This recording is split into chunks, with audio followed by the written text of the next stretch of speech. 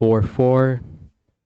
Back with Just Chilling Radio. Hope you guys are chilling in this negative world, staying positive in this negative world.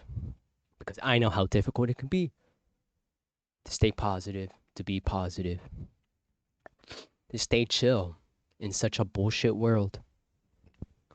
Today's topic: turn your anger into motivation. Turn your anger into motivation. Of course, I'm going to have to explain this because off the rip, people might take it as, the motives of revenge, getting back at somebody, your anger, wanting to hurt other people or yourself. That's not the kind of motives I'm speaking about. Turn your anger into motivation. Turn it into being like, I'll show them. I'll do my best. I'll prove them wrong. That kind of motivation. Never take your anger out through revenge, violence. Nothing is gained from that. Being spiteful, petty, that gets people nowhere. And it may satisfy the person doing that, but at the end of the day, they're still gonna feel angry and shitty and miserable, full of hatred. It's hard.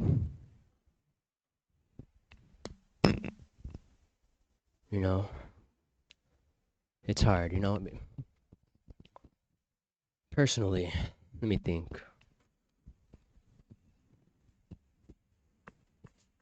I mean, there's times. What makes me angry a lot of times is I'm someone who minds their business. I don't go out of my way to bother people, to say shit to people to bother them. Those kind of motivations I was speaking about earlier, vengeance, spite, hatred.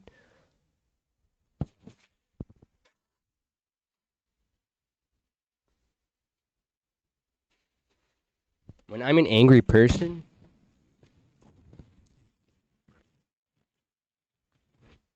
I usually keep it inside. I let it bottle up. Of course, that's never healthy because you explode. You bottle up too much, and then it just boils. It's a boiling point, and the lid just pops off, and that's never healthy. Of course, letting it out could be unhealthy as well because, like I said, it can lead to violence, physical violence.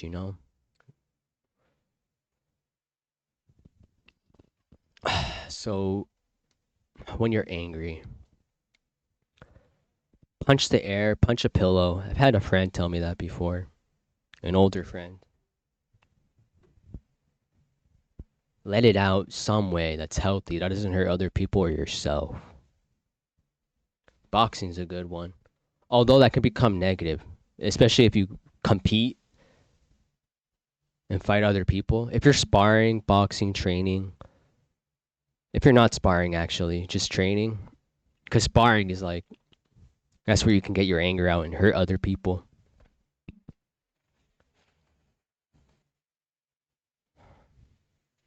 Let's dive into it more. How to turn anger into motivation.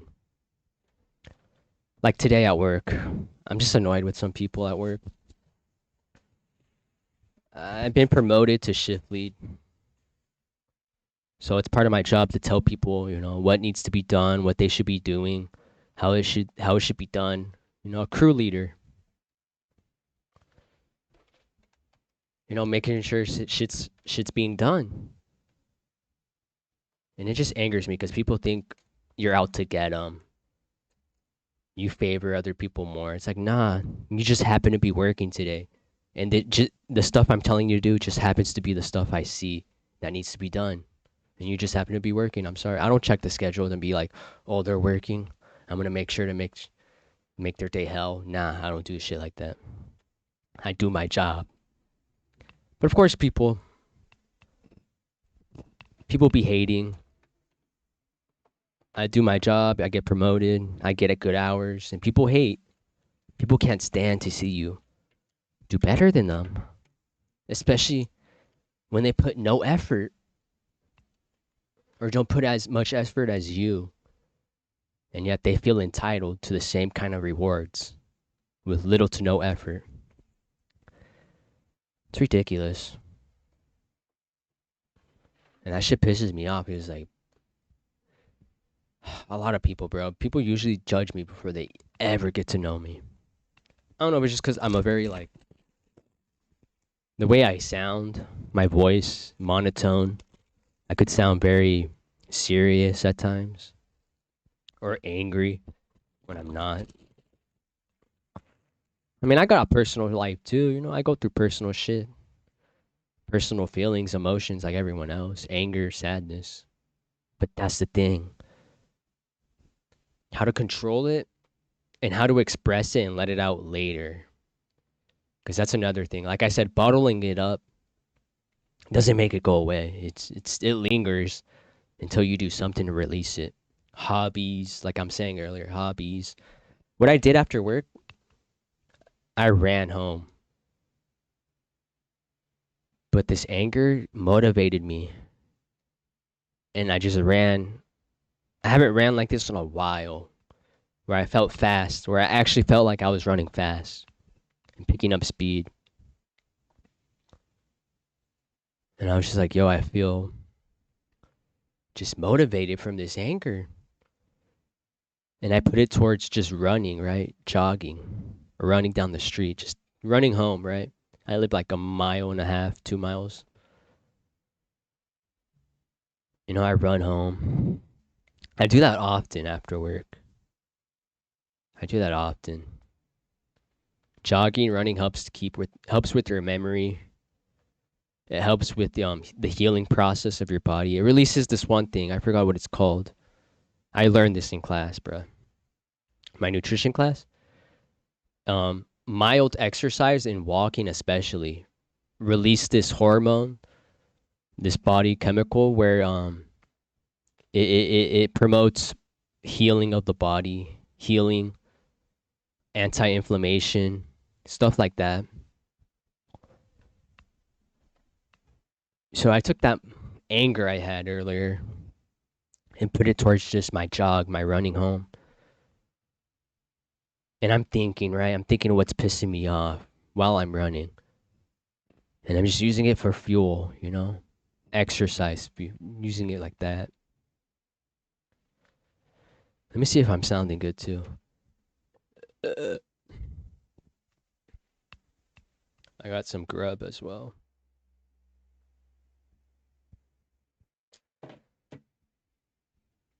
Bro, I know how tempting it is, though, to just want to snap, want to yell at people, shake people up, hell, even punch someone from time to time.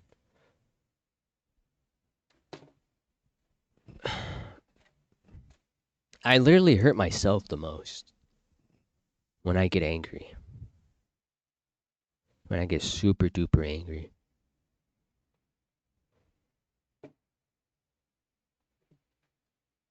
Especially when I don't know how to express this anger. When I just let it build up. That's what kills me, literally.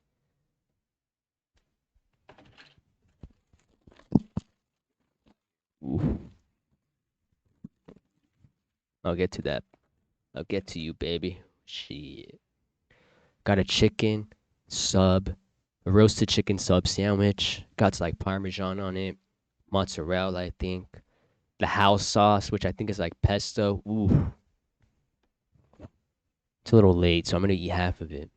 We're gonna watch some videos. Um, I was watching Slender Man videos. I kind of want to continue with that because that's throwback. That's childhood. The Marble Hornet Slender Man videos, the entries. We'll stick with that. We'll stick with that. I'm fucking with that heavy. They get crazy. I'm pretty sure Jeff the Killer makes an appearance.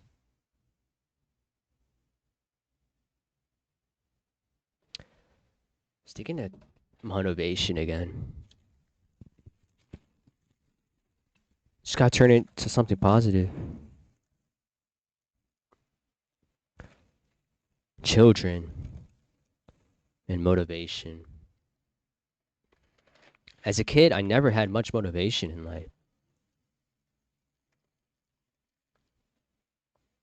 I was too angry, too distracted, too sad, distracted, angry to be motivated for anything. That's what could be very dangerous about anger. It can consume you. It could take away from your life. You're just consumed with anger, with people, with situations in your life.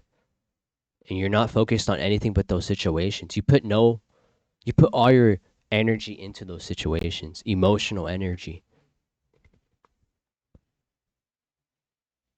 And it's just not healthy. People get possessed. Literally, that's what it is. You get possessed by anger.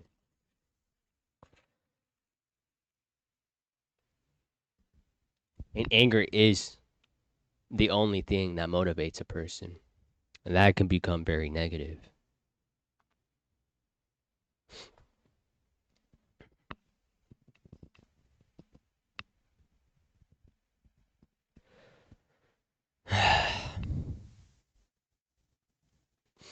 Stay positive, y'all.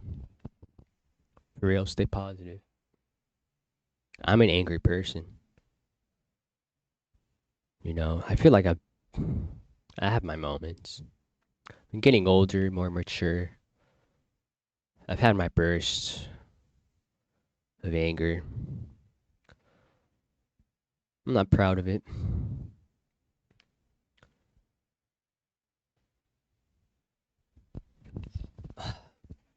The last time I was angry was last year.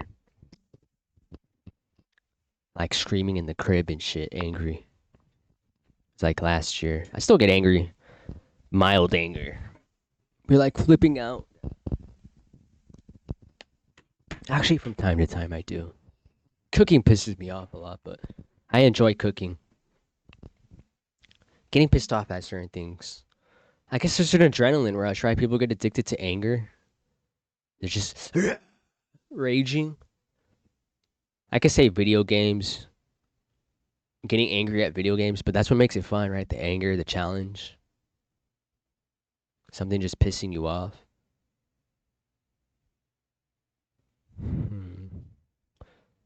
Inter- I think this is the issue. The internet, of course, the internet's the reason for this, but people are entertained by other people's anger and misery and frustration.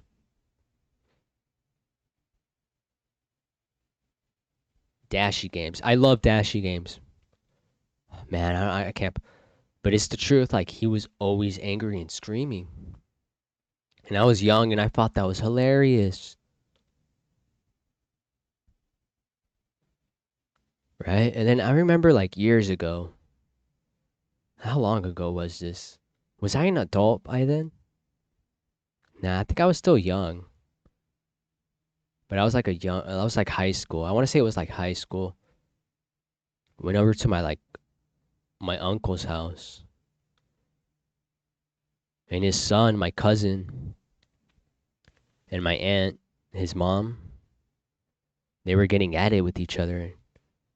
And my cousin said, "Get your claws away from me, your talons off of me." Because my aunt came over to her son and was like just talking to him. But I guess they had personal shit going on in their crib, right? In their household. And so I thought it was funny because he said talons. And I thought they was joking around. But then my brother's all like, or I forgot, I think it was one of my other cousins. He's like, "Yo, don't be laughing. Like, this is cause I didn't, I was too young. I was young. I didn't realize, like, oh, when people are angry, like, you don't laugh. Don't, you know, you could just make things worse."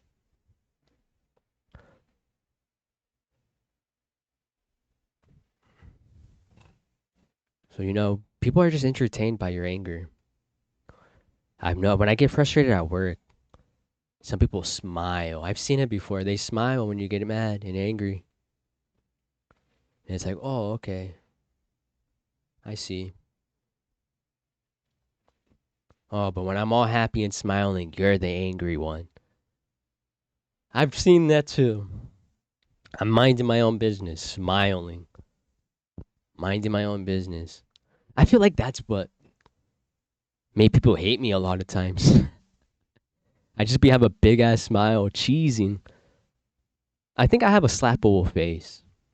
I think I might be one of those people. Just my smile, right? You ever seen those people who have like such a slappable smile? I think I have that. When I was a kid, I always would smile. Of course, going through shit in life, that smile gets wiped off to the point where I actually would feel awkward smiling because I'd go so long just being sad and miserable. Like smiling felt so awkward for me. I didn't start feeling comfortable again smiling up until like a few years ago. Even now, every now and then I feel weird smiling. Like the muscles in my cheeks like aren't used to it anymore. But I've noticed that growing up, I'd be smiling, laughing, playing, running around, having a good time, minding my own business. Literally minding my own business. And yet people look at me with disgust. People get annoyed with me when I try talking to them. I'm a positive, cheerful person, right? I guess, I guess with this is what made me colder. Of course, I went through like a medical condition that made me pretty cold. But I just growing up, just like, oh, it's pointless being nice to people, especially strangers, because they're just gonna be dickheads to you. That's how I took it, right? I was like, oh, I think that's what made me more introverted. I can kind of see the pattern, right? Like, because I was a very open kid, and then I became just more and more introverted, and just not liking people. Because I was like, what is up with people's anger? And it kind of rubs off. Nah, I'm the same way. I'm a human. I've done the same thing with people. Prejudge them before they ever really getting to speak to them. Although I would always watch people and how they speak to other people or treat other people. And then I'll literally at a young age, I'd be like, oh, so this person thinks they're cooler than that person. I see it. People kiss other people's ass. The popular kids have their asses kissed by the kids who are not popular. And I've seen it before. Unpopular kids try talking to the less popular kids. The less popular kids ignore them. And then one of the popular kids start talking to the less popular kids. The less popular kids have such a kiss ass attitude. Oh. I noticed that at a young age. I was like, oh, people are just. It just didn't make sense to me. People are just assholes. People are just whatever. It's like, what is this obsession with being number one, being cool, all this attention, right? I just it of course it's nice to be loved and attention, but it made it to where it was like I don't want to be popular. I don't want to be a dickhead. I don't want to be like that to be popular and ignore people who aren't popular, right? Think you're better than other people. I don't want to be like that. I've always been the person who tried befriending the loner, the new student. Whenever there was like new students, I would always be like, "What's up? How you doing? How you doing?" Because I know what it's like. I know what society was like at a young age amongst my own peers, my age, children.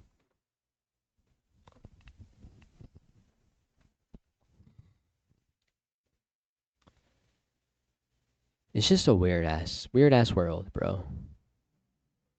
It's fucking stupid. Of course, you gotta blame the adults, because how else do children learn but from other adults? And then, of course, you gotta blame the culture and what's building the culture. aka entertainment, politics, religion. You got to take those into accountability of why the society is just so fucking stupid. Stupid attitudes, asshole attitudes, better than you attitudes. It just makes no sense. Of course, I get older. I start learning about race, politics. And even then, even then, I was like, this doesn't matter. Because I learned at a young age. People just want to be loved, want to be liked. Of course, these are children I'm talking about. Of course, when you get older, it becomes, I want to be loved and liked because without that, I won't have money. People won't want to buy my product, whatever I'm trying to sell them. People won't want to hire me if I'm not likable, lovable, loved, by everybody, worshipped by everybody, praised by everybody.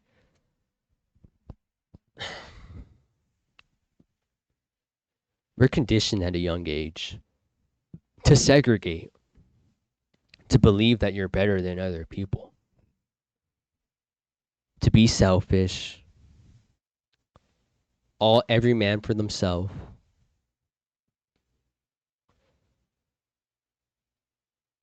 Of course, this is the modern day. Back then, there was a little more values, a little bit more family, a little bit more united, I guess. I could be wrong. I didn't grow up back then. It could just be the same thing, but of course, the time period, the language, the technology may just make it seem more mild, less serious than the bullshit it is nowadays of culture. Of course, this is America. I live in America, out of touch compared to the rest of the world. I'll admit that. There are still parts of the world stuck in the past, still living in the past. That still exists. We call those third world countries though now. But even then, they're starting to get iPhones and stuff in countries like that.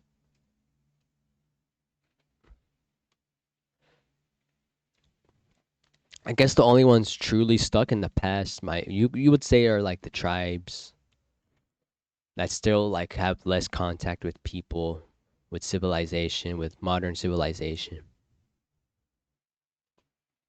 But even then, humans are humans. Conflict is bound to happen amongst humans. Tribes have wars with each other, slavery with each other. Nothing new under the sun. It's annoying how people believe nothing's new under the sun. I'm not saying any excuses for the country I live in. But y'all gotta wake up and realize the whole world is on the bullshit that the elites in the US are on.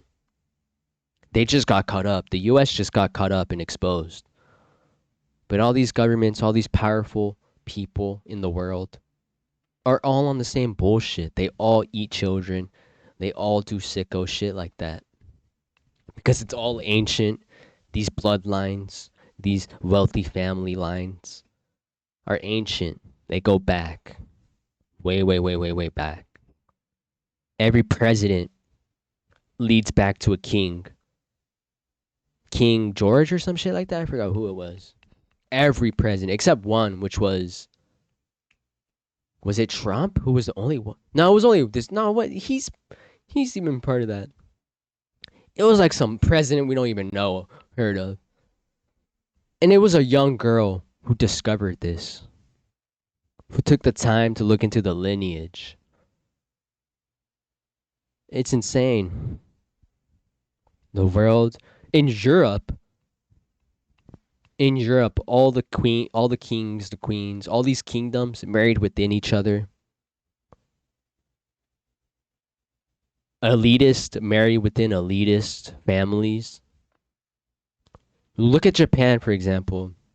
The princess chose to marry a normal person, a civilian, and she wasn't allowed to be royal anymore. She got kicked out of the family. You know, she still got money though. I think she got a pretty good amount of money, but she moved to New York, and her husband's like a lawyer and shit, something like that.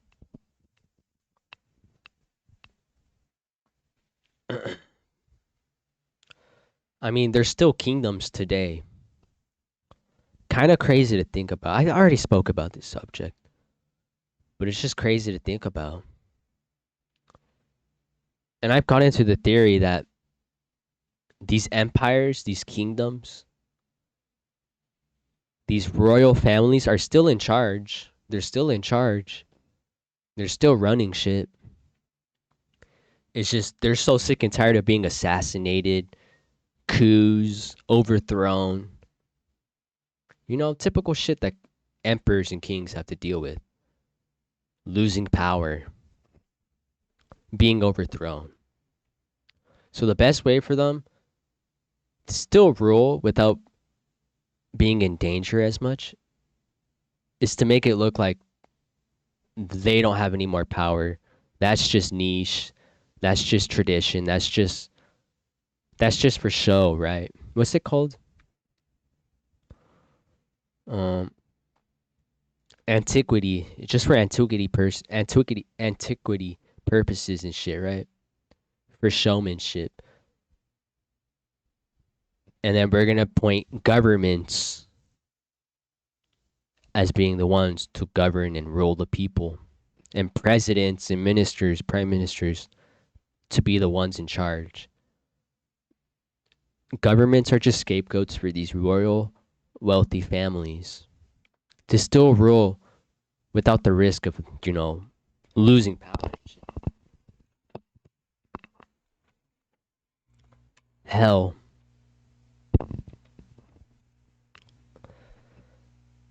literally hell. I don't know if I want to get religious. I'd fuck it. This gets into religion.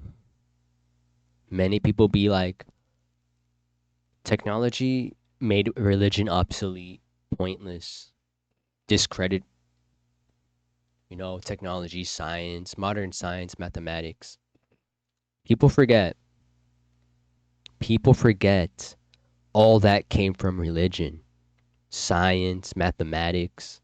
It came from all these ancient religions and their gods who taught them such things. And these get into the ancient bloodlines of these ancient gods, if that's what you want to call them, aliens, if that's what you want to call them, demons. That's what I believe, but if that's what you want to call them, demonic, evil shit. Read the book of Enoch. This is why I don't believe in denominations of Christianity, of pretty much a lot of religions, right? But Christianity specifically, because why would you get rid of all the books? Why would you only select a few books to have in a Bible? The King James Version, the New English Version, the New Jerusalem Bible, the one I like that one a lot, by the way, etc., etc. The Ethiopian Bible, which I bought, contains all the books from Enoch to Ezra. It's a bunch of names I don't even remember. I just literally bought it for Enoch, but I'm definitely gonna look into the other ones because I read Enoch. I liked it a lot. I thought it was very interesting. Enoch. It pretty much explains the kind of corruption the fallen angels taught humans, and this goes into the mathematics, science, magic, manipulation, alchemy, genetic manipulation. You get it. Well, it gets into all that. Weather manipulation. Yes, weather manipulation is mentioned in the book of Enoch. It just never made sense to me why they select a few, and it clicked. Oh, they have a specific agenda. It's money. At the end of the day, they want to make money. That's why they're tax exempt. That's why religion people want to have a religion so they won't be tax exempt. Seems like everybody wants to avoid taxes, from religion to entrepreneurs. I won't get into that because fuck finances. I hate that shit. I'm not even financial like that.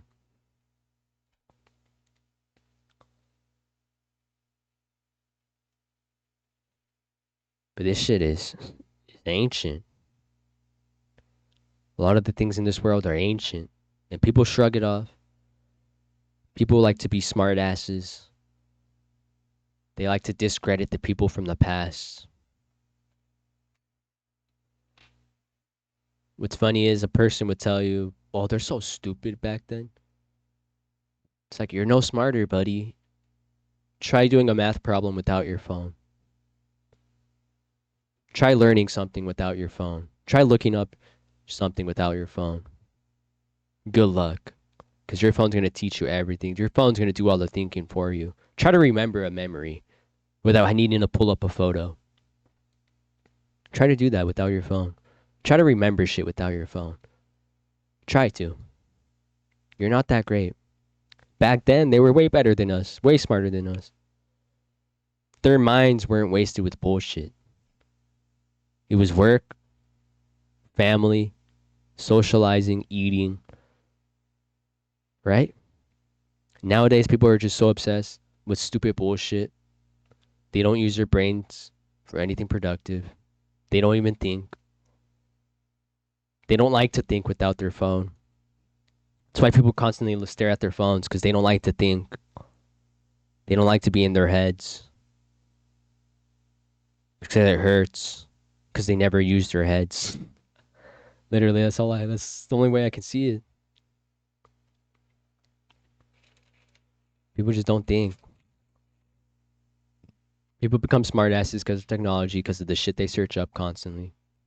For me, I'm one of them, but I like to keep an open mind and just question everything. And I never really say I believe this and that, or this is true and this is not. I just like to entertain shit. I like to hypothesize, come up with theories. I'm not saying I'm right. I'm not saying I'm wrong. I'm just thinking here, guys. Because that's the thing. A lot of people are afraid to use their brains because they're afraid of being wrong. They're afraid of making mistakes, of failing. But that comes with learning. You cannot learn without failure. You cannot improve without failure. You are not born perfect in everything. You got to fail in shit. You got to try and again until you know for a fact, okay, 100 times and I still can't shoot a basketball. Maybe it's not my thing. But if you keep trying, maybe on the 200th time you get it once, and then you try doing it again and it takes you another 300 times. But yo, if you could do it once, keep practicing until you just be like, all right, for sure I ain't good at this.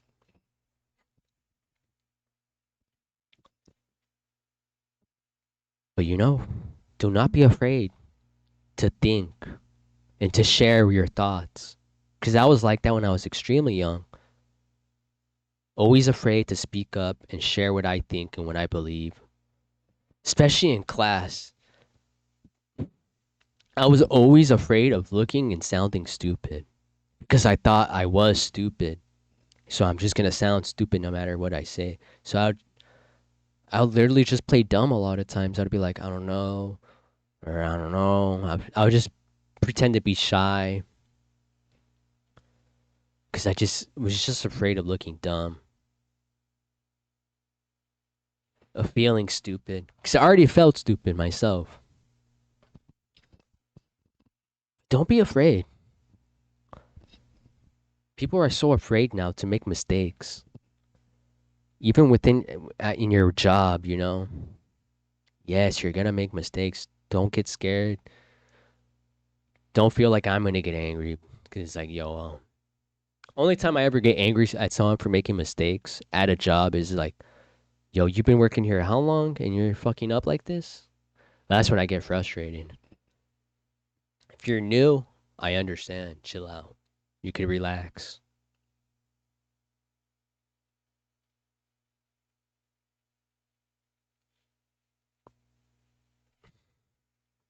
But never be afraid. Never be afraid to make a mistake. It's how you're going to learn. It's how you become smarter. You're not stupid if you get something wrong you were never taught. If you were never taught something and you get it wrong, you're not stupid.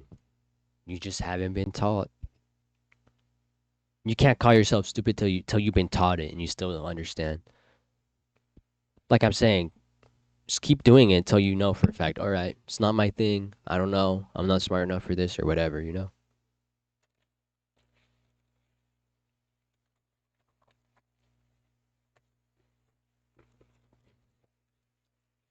Okay.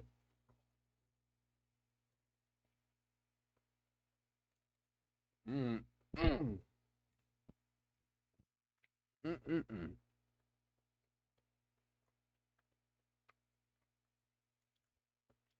Gas. Mm. Gas. Let's get into some videos. Good little motivation speech. I hope. I hope I did something today. Let's get kind of a few more things I want to touch on. So getting back to that, being afraid to look stupid, making mistakes, not sounding smart.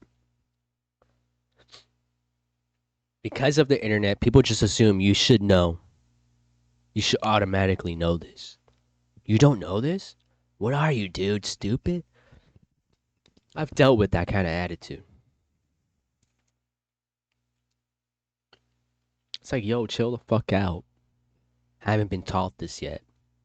Maybe if you were a nice person and you teach me, you wouldn't be so frustrated with me not knowing. Take it upon yourself to teach people. Maybe you'd be less angry about people not knowing how to do shit. Damn, that's some advice I need to take. You know, this new promotion, crew leader. I still have a lot to learn how to guide, how to lead people. You know, I get angry because I'm like, why don't they know how to do this? Why don't they just do this and that? I'm always the one doing everything. And I'm just like, oh yeah, I need to take it upon myself to train them and shit. But I was an employee like everyone else. Before my promotion, I was an employee like everyone else. So it's like, it's not my job to fucking train people. The new people, yeah, it makes sense. But at the end of the day, I was like, I'm not it's not my title really. Things have changed. Gotta chill out. Don't let my anger get the best of me. Gotta remember to chill out. Like I said, anger makes you blind. It makes you blind. You make mistakes. You realize you said something you weren't supposed to say, did something you weren't supposed to do. It's just no fun.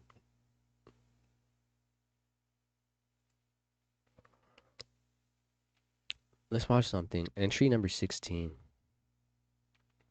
Should we continue with the Hornet? I think we will. Entry 16.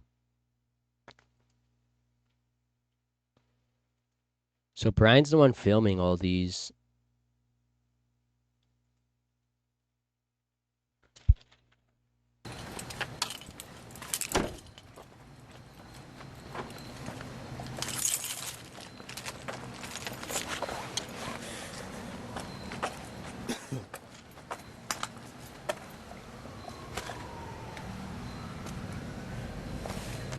We saw 15.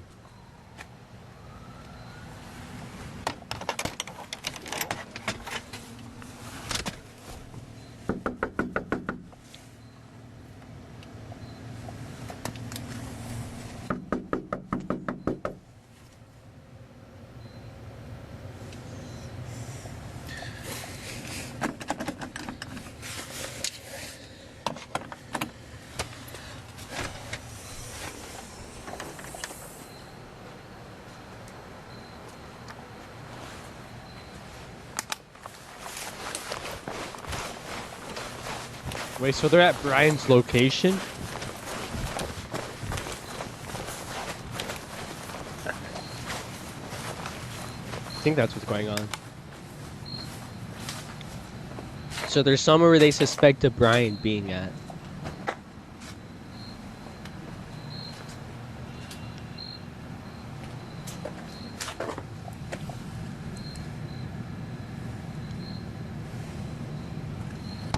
Wellness check.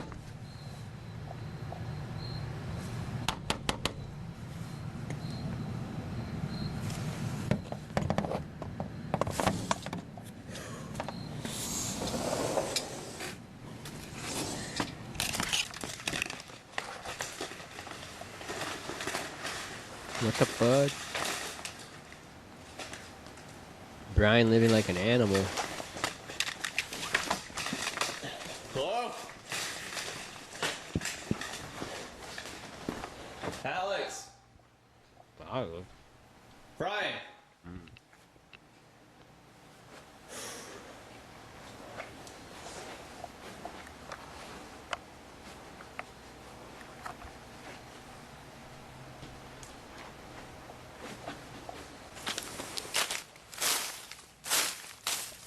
Was it the Slender Man who got to their ashes?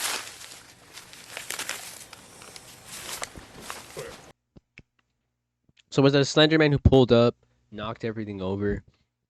Was it some agency, who knows what? People trying to get in contact with Brian and Alex? Interrogate them, whatever.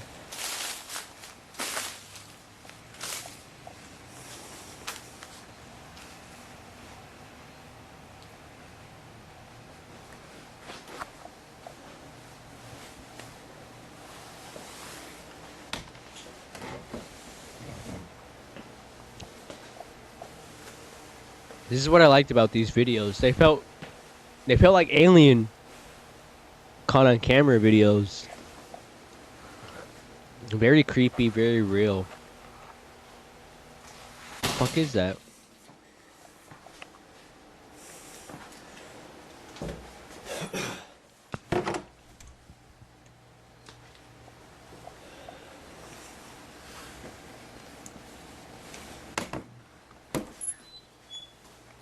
What the fuck? Sleeping in the closet?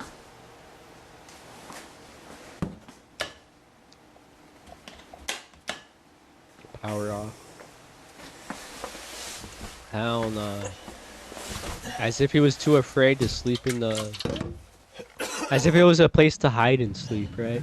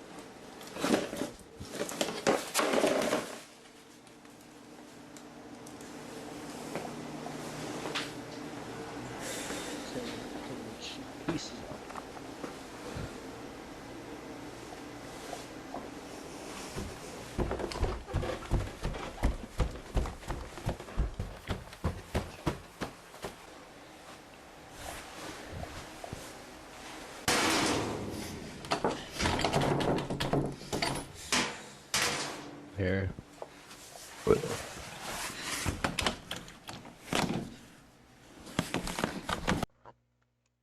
don't know. No open to box. THAC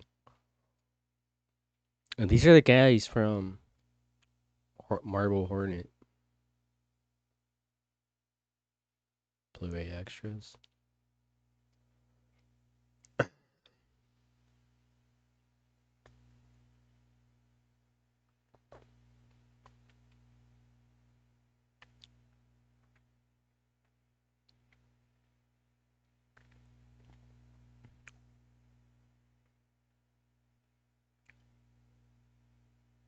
Baja Blast Pie.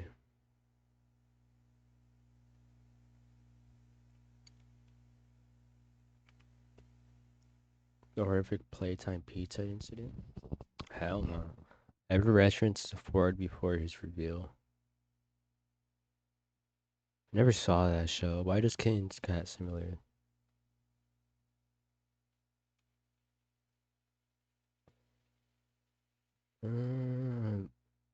Venville. When will you wear wigs? That one's funny. I actually wanted to see that now. My parents were siblings. Hey guys, I'm inbred, and I just wanted to talk about my experience. No one in school believed me. I also would tell everyone in elementary school because I thought it was cool that She's pretty, bro. She's cute. my parents were siblings. That is insane. Until 5th grade, my teacher pulled me aside and she was like, I don't think you should be telling people this. Nothing really bad happened. It's actually like, it's not that common. It takes a long time for like the inbred. Dude, when I was a kid, I always thought my mom and dad were like brother and sisters. Or I thought my dad and all my uncles married my mom and all their sisters. It was some fucked up shit I was thinking as a kid. I don't know. Characteristics to start coming out. We could clearly tell you ain't taking teacher advice, but hey, it's your choice if you want to keep sharing it. Bro, Hey, she's guys. pretty. I don't even see it.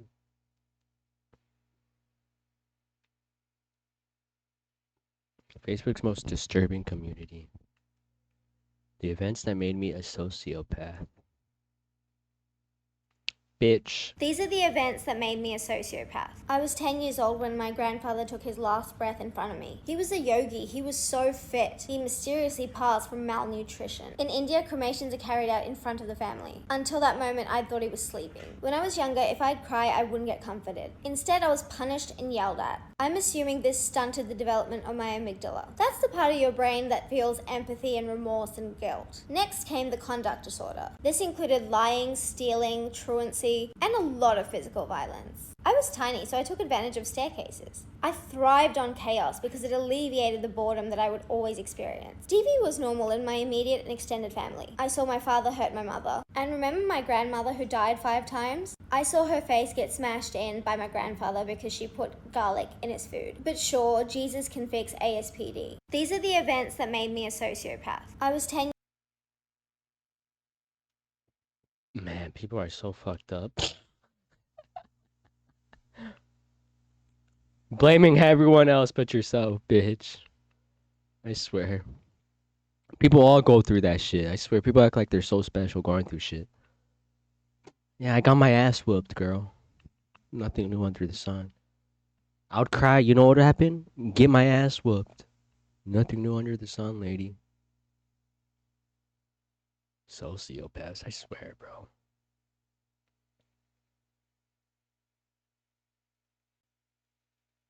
Why would you even admit that online? Why would you even want to be labeled as something like that? That's when I know a lot of times this shit is bullshit. Why would you want to... A real person who's a real sociopath or narcissist would not want to be labeled that, would not want to openly accept a label like that. That's when I know people just want to make excuses for their shitty fucking behavior. It's insane. It's just insane because everyone goes through shit. You can excuse everyone's shitty behavior then. Crazy mustache guy? Guess you can excuse his shitty behavior, huh? What excuses your thievery, your asshole behavior, your negativity? I don't know. I'm just sick and tired of the lack of accountability. People always trying to point the finger at someone. Or people just always wanting an excuse for their poor behavior, lazy behavior, whatever, right? Unhinged behavior. Oh, in my history class, in my English class last semester, so many people, specifically women, brought up the subject of mental health and illness, and one of them was family trauma and stuff. Domestic violence, pretty much. Family trauma and like strict parents. It's like, bruh, I swear, bro. Everyone just wants a condition. Everyone wants to be a victim. Everyone wants their bullshit excused. Wants sympathy. Sympathy. People try to use sympathy to excuse their bullshit behavior. Sympathize with me. And forgive all my bullshit. Not even forgive, just ignore it all. Accept it because you must sympathize. Nah, I ain't gonna sympathize. Nah. There are people with real issues that you take such benefits from, away from. Real health issues, you take away their insurance. You bring up the price of insurance with your bullshit fucking conditions. This isn't even a problem. Narcissism and sociopath. That's all you. That shit's insane. I mean, yeah, environments do raise certain people. But at the end of the day, you're an individual. You know? It's just insane. I don't know. It pisses me off. I think it's just me because I have a medical condition. And it pisses me off seeing all this. Literally fraud in front of my eyes. When I walk through college campus, I see people with canes. They walk perfectly fine. With or without, they're walking normally, and then they're using the cane to make it look like a walking stick,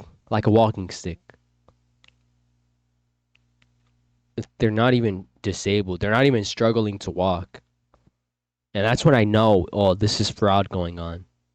I've seen it twice already with the stupid fucking canes. People walking fine.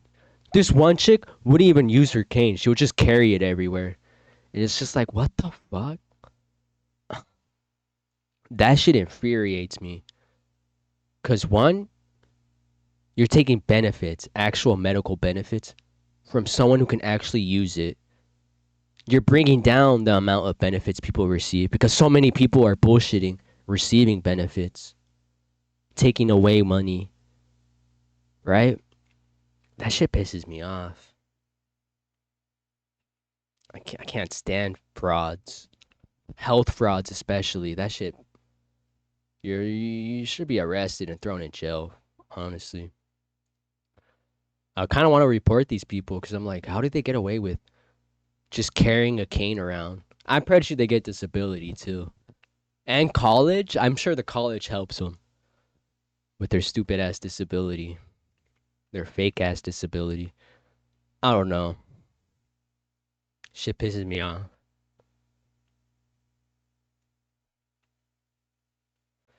That shit pisses me off.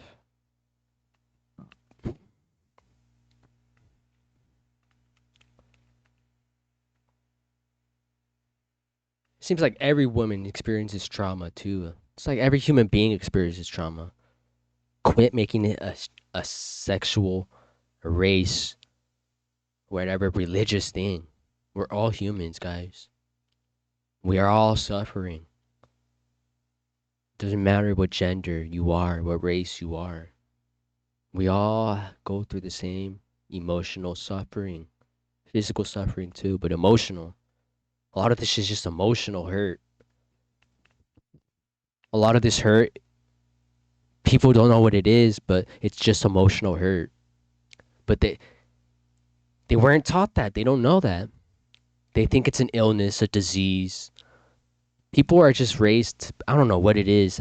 I feel like people are just raised to believe that being sad, being miserable, depressed, angry,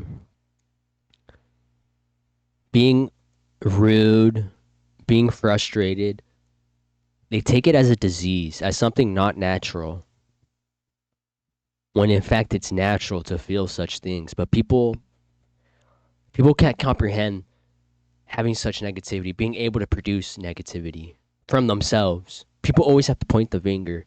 It's this, it's that. Maybe it's just coming from inside you. Maybe it's you producing this. But you don't know how to emotionally digest it. And you're just quick to think that, oh, this is not right. This is abnormal. It could be maybe society. I can only speak for the country. People living too comfortable to where they're bored as fuck, out of their minds.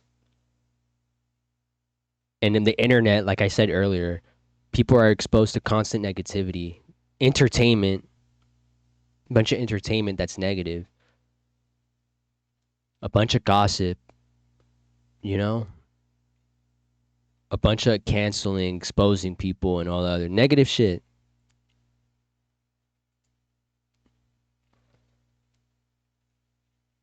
People are just programmed to be negative.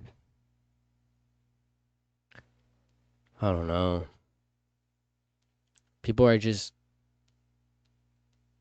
not taught how to be emotional because people avoid emotions.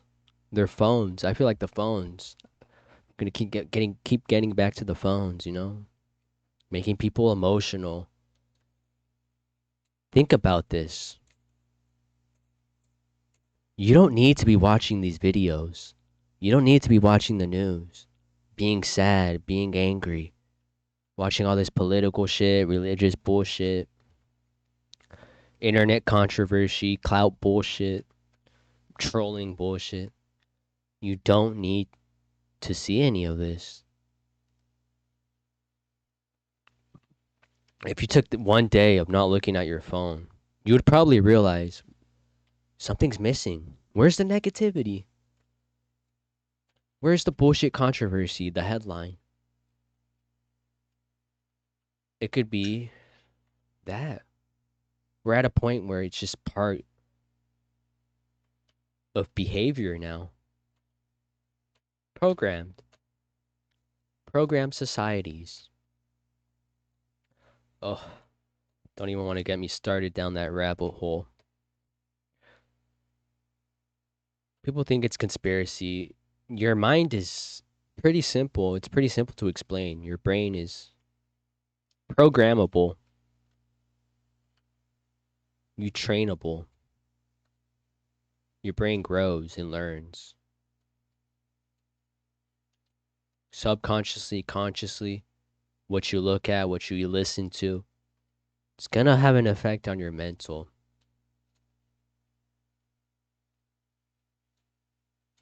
Yet people feel obligated to watch, to consume such negativity. An obligation to be this miserable, this negative, in constant anger, fear, hatred, sadness, misery, mourning. It's not important, guys. Literally, what's on your phone is not important. What's in front of you is more important. What's going on in your community is more important. because it starts there and then it spreads out to government. And I don't mean on your phone. I mean going down to your town hall, shit like that.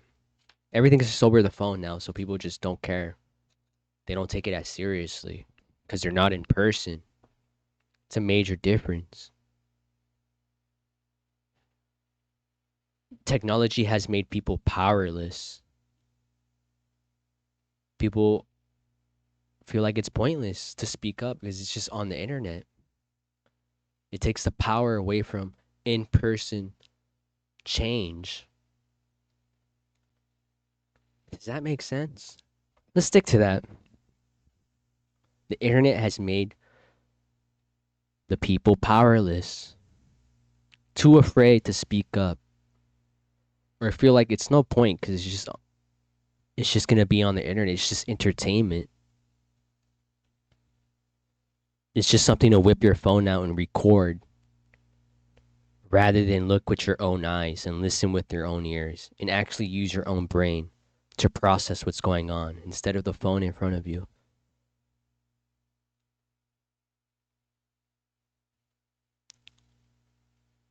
The internet, the smartphones have weakened the population, the people, to keep the wealthy, the elites in power.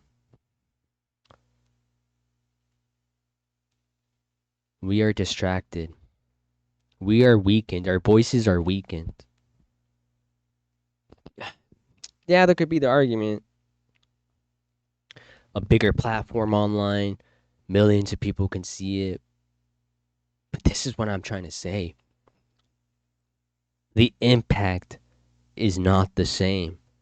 Over the phone, it's going to be seen as entertainment. Not necessarily just entertainment, something to be entertained by, to be riled up by.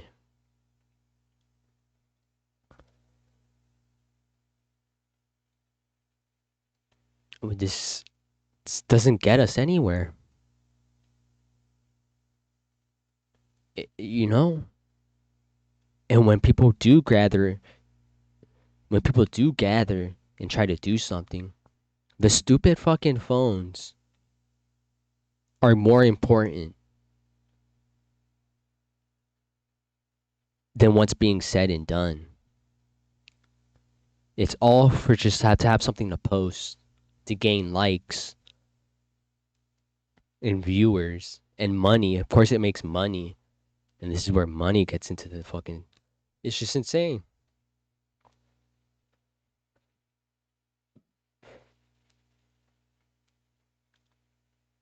Shit's insane. These protests, these riots, they're not protests, they're riots. They would go so much more smoother if people weren't on their phones. If they weren't worried about what people were saying online, the comments, the live feed. If the phones were down, there would actually be conversation happening. There would actually be something going on. That's why they took his ass out, Charlie Kirk. He made people put their fucking phones down and actually use their brains and voice. Although people would come up with their phones and scripts and shit, right? But at that point, he kind of forced them to be like, stop looking at your phone. Like, this is real now. This is between me and you. Like, this is real conversation. This isn't the internet where you can go back and forth constantly. You can't do that. You can't go back to the chat log in a real face-to-face conversation. You don't have that defense. You don't have that tool, that strategy. You gotta be using your brain in person. That goes for anything now. At a job, in a debate, public, private. Who the fuck cares, you know?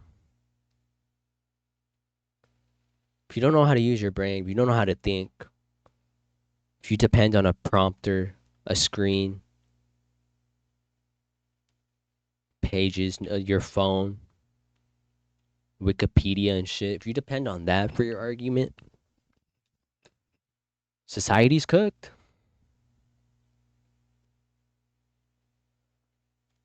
Noticed how the elections have all become less about policy and more about some internet bullshit beef. The clout, the clowning, the roasting, the exposing, the canceling.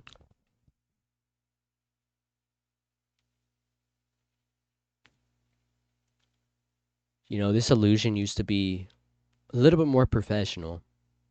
The veil's cracking. People are waking up. Maybe it is technology. Maybe the internet is a good thing. Who knows? But look, I hope what I'm saying is making some sense.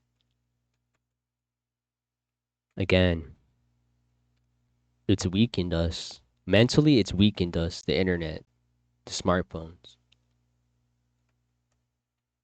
You know, we'd be able to rise up if we all stop looking at our phones, being distracted by this shit, focusing first what goes on around you. Because how do you expect to fix the country if the things around you aren't fixed first? Your community, your local government, your mayor, your shit like that. Your city mayor, city governor, not even the state governor, just cities and shit, right? It starts with your city. People living in Idaho are so worried about the politics in New York or California or Florida. Or people in California are so caught up in the politics of somewhere else, New York, Texas. Like, focus on your own fucking politics in your own state before you look anywhere else to the fucking nation and country. Because that's the issue of the internet. We look somewhere else, hundreds of miles away, thousands of miles away. We're distracted by these issues that we shouldn't even be issuing. Because we got issues here at home base that need to be solved. It's just crazy. Crazy, crazy, crazy. I think I might vote.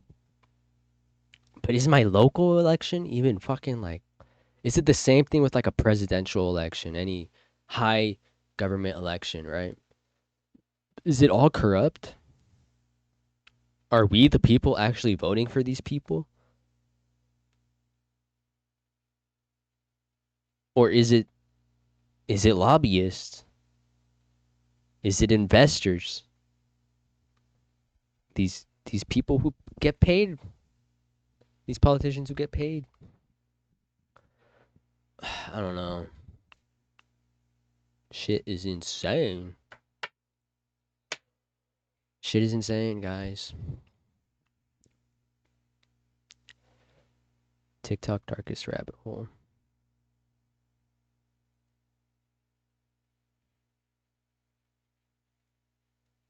Look at this motherfucker, Mr. Beast, promoting this shit. And that fool made a YouTube all about money. All about money. I'm pretty sure I had no clue who this fool was. No clue till like the pandemic. I found out about this fool. And by the time I found out about him, he already had like 90 million, 100 million subs. And I thought PewDiePie was number one. And when I found out it was this dude, I was like, what the fuck? Who the fuck is this guy? And the only videos I've ever seen were his videos with other streamers. The whole competitions they had. I've only seen like one or two of them. And then I did try watching his other videos. Just him, right? It didn't feel real. I automatically knew like there's something fake about this fool. There's something just phony. Phony as fuck. Just money. Who does not give a fuck about any of the shit he does? He just wants to make money.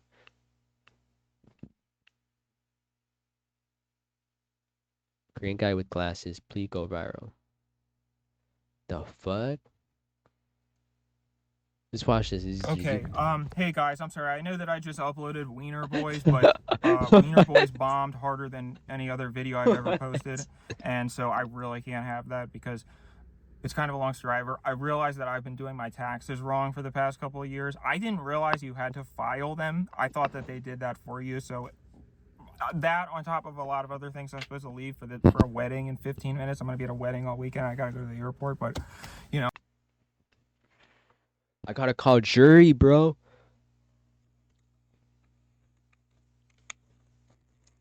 Holy fucking forgot I got a call.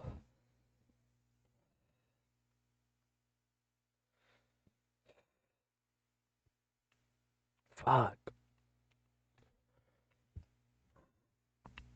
I've never been to jury duty, but this is like my third time being called. I'm hoping it gets canceled. 8-0.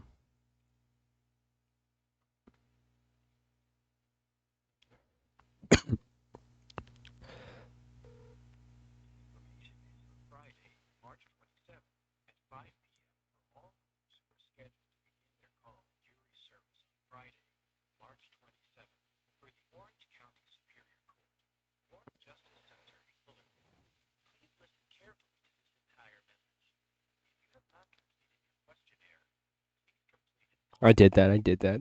Questionnaire.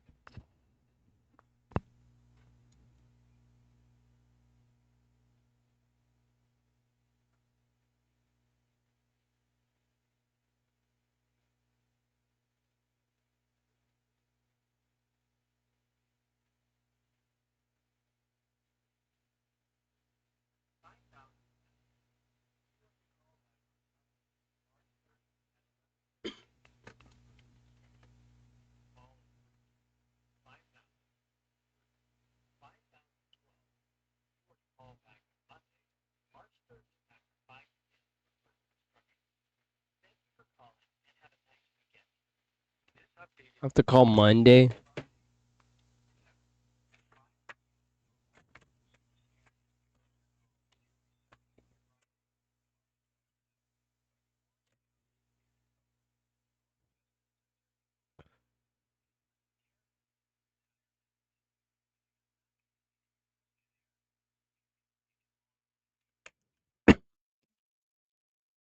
Alright, I got that out the way. I gotta do my taxes. This motherfucker, the green glasses guy, just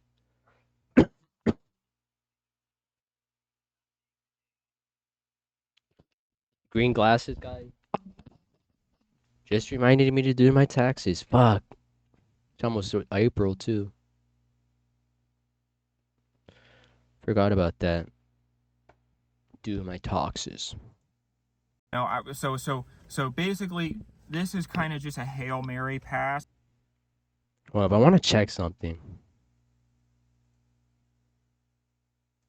let me check my Twitch. Just in case I gotta log in, I close. Go to the dashboard. Is it publishing? Because I've been getting the copyright shit a lot. Or they've been.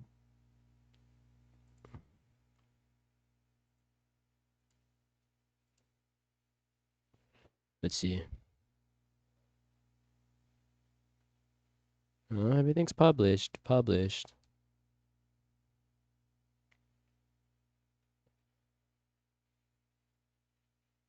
Here's my last video.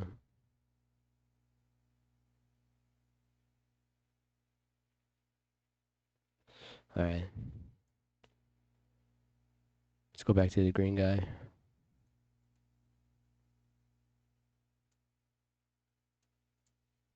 And I'm sorry, I know it's gaudy to ask like this, but can you guys please just make this go viral? Green guy with glasses is the name, I guess. I don't know, Green Gary, something like that. If you guys have any other suggestions, you know, feel free to send them to my email because then I can have Eddie edit the video after the fact. Cause yeah, green guy with glasses. I don't know. I mean, I think this has potential, right? This could be pretty good. I was just kind of trying to look around with the house, for things that I have, and I have these glasses because they're Eddies, you know. Excuse me. And I also had the makeup, and I was thinking, well, I've done most of the colors before. How can I mix it up and make it a little different? And then I was like, oh my gosh, I don't think I've ever done a colored guy, or a guy who is a color, who wears glasses, you know. And that was sort of like, bing, you know, the Einstein light bulb was sort of like, oh my gosh, I could do a green guy with glasses. And green guy with glasses, actually, I do really like that, green guy with glasses, because it's alliterative, you know. So it could be the GGG. Could be the hashtag. If you guys want to start a hashtag, maybe that could be good. You look like Shrek Scrotum, my dude. Green guy with glasses. Yeah, so he could be maybe like a dork. I don't know, like, hey, can I borrow a pencil? You know, or hey, can I borrow a green pencil? Or do you have any greens? What's something green? Something green. Green. Guava. Can I borrow a guava? Green stuff. The lime. Green. Guacamole. Can I borrow some guacamole? Lime slime. Gilbert. What up, lime? Godfried. Green. What's stuff that's green? Watermelon on the outside. Can I borrow the outside of a watermelon? Green apple. He didn't paint the back of his head. Gazpacho. Grapefruit. That's not green. Green. Okay, well, I don't know. Green guy Gary. Or green Cucumber. Gary. Green guy with glasses named Gary. Or it could be Gary, comma, the green guy with glasses. I don't know. Okay, I'm at my wit's end here, because you guys, I don't know if you've looked, but I bet I've probably made 1,000 videos the past few years, and it never ends. It's a never-ending cycle. So I just need something to go viral, please. So, green guy with glasses, why would this not be good? That's the other thing, is like, I make this great stuff, and then I think, why is this, in what universe, you know, I just don't understand it. So please, green guy with glasses, please. And I don't know if maybe there's a meme way that you can make it a meme, you know, or you know, hey, I'm a green guy with glasses. He could be like the guy who only asks for good things, or maybe every word he says has to start with G, you know. So like, good day. Got. Ga. I don't know.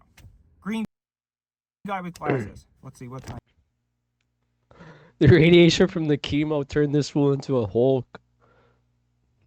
Do I have to leave yet? All right, I got a couple minutes. I want to try to make this as long as possible too, because if the videos are long, and if people watch them, then I get more money.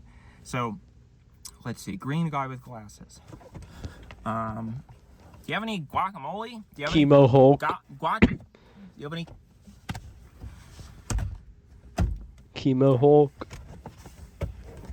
Green guy with glasses. I think this is good. I'm gonna comment that later. So if this doesn't go viral, I don't know what will. And I used up all the green. And now I'm not even sure the TSA is going to let me go through the line, because, you know, they've got all the ICE people now doing the TSA line. So they're probably going to be like, excuse me, sir, you know, what country are you from? You know, because I'm a different color, you know. So I could say, oh, I'm from Greenland. What country? Oh my God. Oh my God. That's it. Greenland. I'm from Greenland. Green guy with glasses from Greenland. There's a story of there's some I think it's mythology, folklore, where these two green kids came to a village, and these two green kids claimed to come from underneath the world, from underground, from the underworld. It's pretty much the best way to sum it up. And I forget how the story went exactly, but they went back to their world underground, We're never seen again.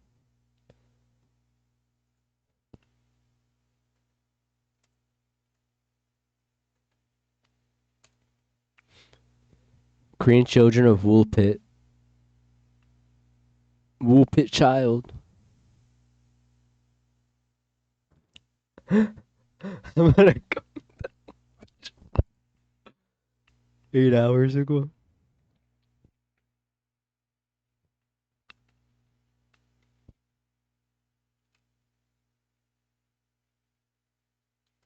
It'll be Woolpit.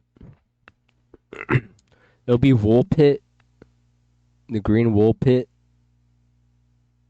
The green child Woolpit. Or the green Woolpit.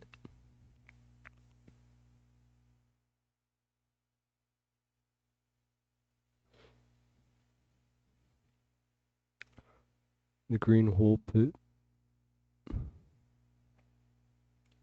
Oh, that's a good one.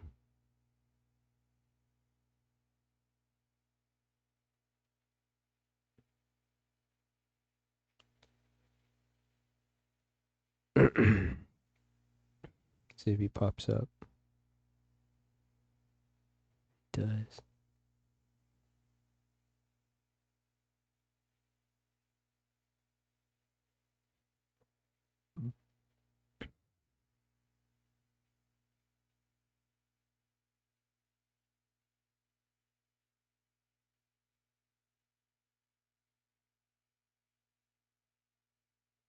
The P has to be capitalized. Woolpit. Child. Child.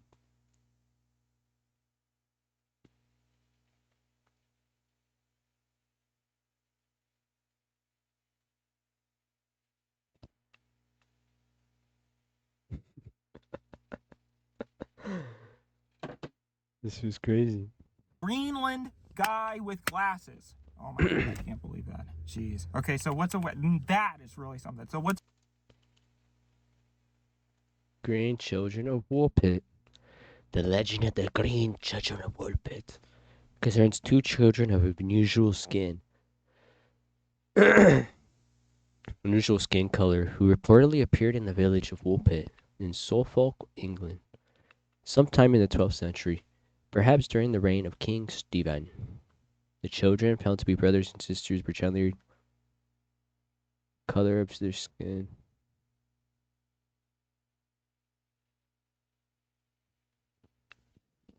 The beans.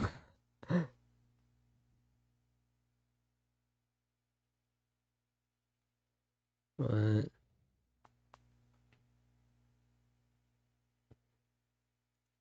It's not the one I heard.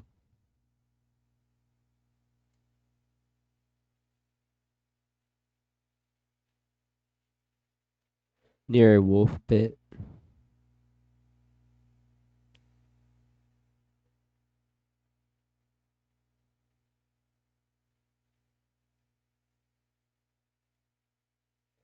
Mount St. Martin. St. Martin's Land. It's a twilight world where everything was green.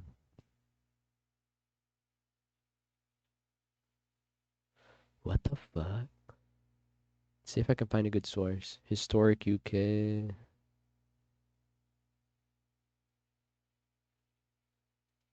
Who were the grandchildren of Woolpit? There is a recurring tendency in medieval studies to classify folklore as something external to society. This can be seen in perceptions of the green children who appeared in Woolpit in the 12th century. Damn, that's a long ass time. The children have considered consistently. That's.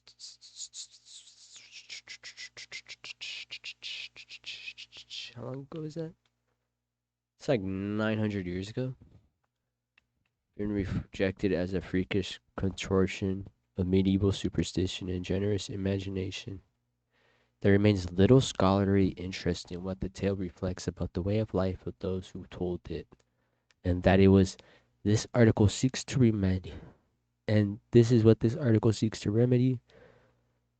Initially, the appearance of two green-skinned children with no recognition of the medieval way of life presents a prime opportunity to manifest the unknown.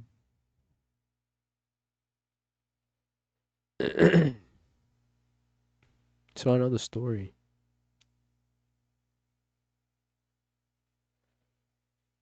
In a village named St. Mary of Woolpit, the Chronicle Ralph of in the Pete.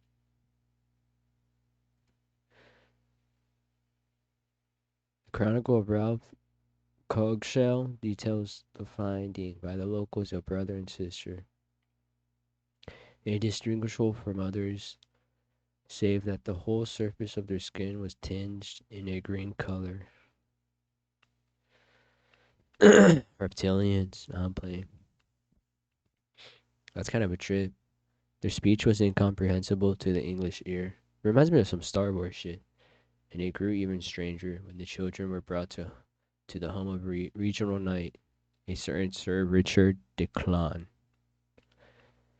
There they wept bitterly when bread and other foods were offered to them, refusing to eat until they were given peas with bean stalks, which they took with great voracity, because it was green. Despite the nutrition powers of the peas, the boy died a short time after the discovery. Doubts in the church and retained a position in its household. What? The first part of the late tale recounts the location of the two siblings in a manner that presents them totally incompatible with human society, as well as going one step further and deploring their unfamiliarity with basic natural requirements such as the eating process and their irregular skin tone. What is quietly forgotten is the fact that these individuals, whoa,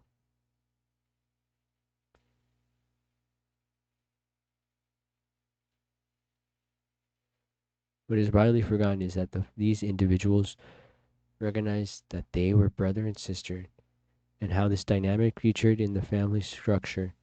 It also fails to address the girl was able to learn the English language, as well as the significance of baptism and the nature of working in a household.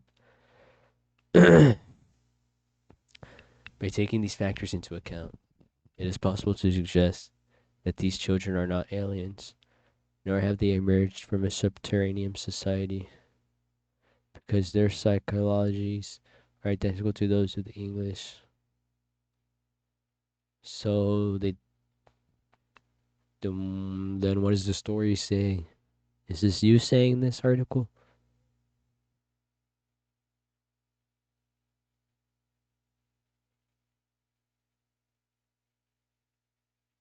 Jeez Louise, I hate this. Why is it doing that?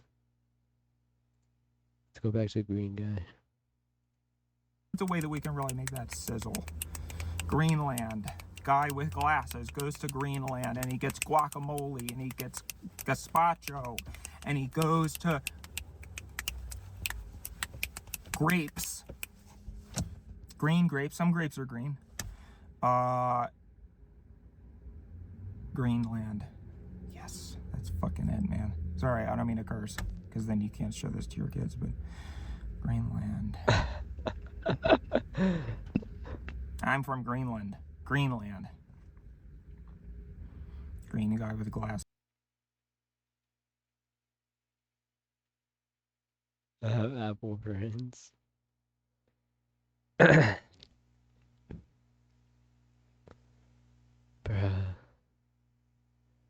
What is this?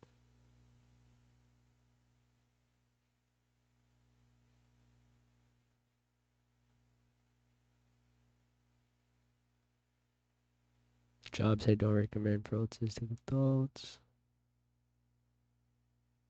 I read disgusting books so you don't have to. Blow you 2-in-1. What the fuck? The entire history of Daniel Larson explains it. I don't know who that is, so I don't care. Psych ward. Wasn't she dating that one fool?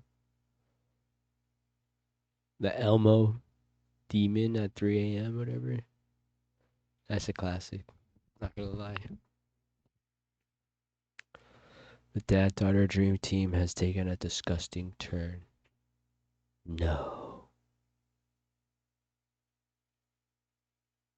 Ghastly. I told my parents about my suicidal thoughts. Kind of I interesting. saw that my PR got approved, but there was a test failure, and I have become so lazy. Like the moment I'm like, oh, I've got. What is up, my lovely people? Today we're having a serious chat. This one's kind of heavy, man. This one's real heavy. But first, let me talk about the fact that He's 19 now. this video is a replacement for the vlog that I was gonna do for this week. Well, it's not a replacement. I'm gonna be vlogging tomorrow on Friday, which is my last day of school. But unfortunately, was not in the mood to vlog today. Was not in the mood to vlog on Wednesday. Damn. Because Tuesday was not a good day, and also yesterday was probably one of the hardest days I've ever had. Just gonna throw that out there. So you might be wondering what happened Tuesday, because I posted a vlog on Tuesday. You guys are like, "Oh, J-Wool, you man, look like you're having fun." Yeah, I had a lot of fun, but third hour I was chilling and I was just not happy, not at all, man.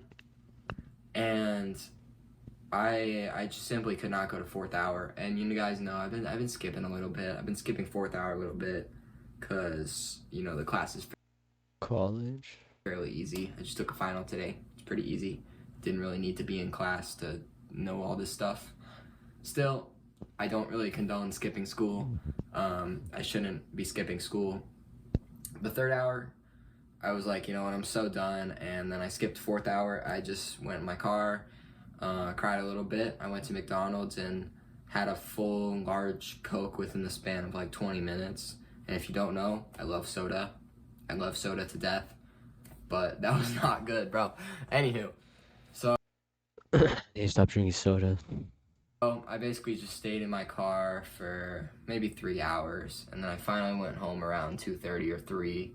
And for reference, I had gotten out of school because I skipped at 11:45. So 11:45 to about 2:30, I'm doing absolutely nothing but crying, Gee. And I just wasn't having it that day.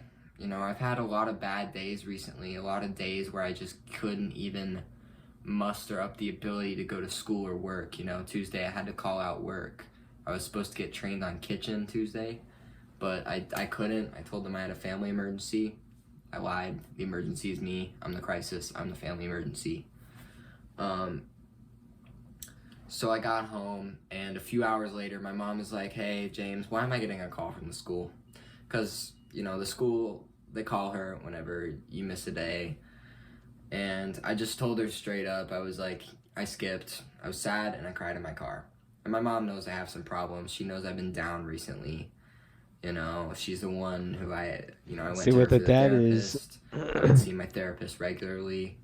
But my mom had a big talk with me, and at one point in the talk, she was like, "Are you having suicidal thoughts?" And I just nodded, man. I was like,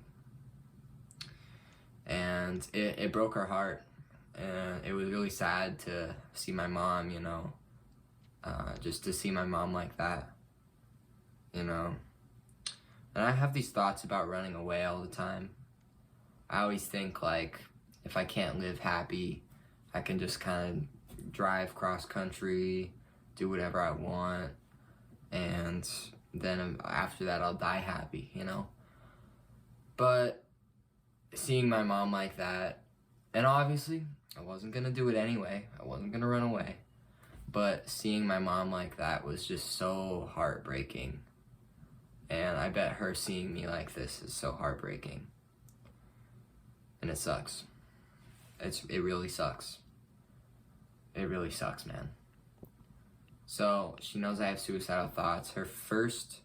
I was having this conversation with her, and she was like, "Do I need to call your dad? I'm gonna call your dad." And I was like, I was bawling my eyes out and like, "Please do not call my dad." Like, because I wanted my dad to know, but I didn't want him to be on the call right then and there.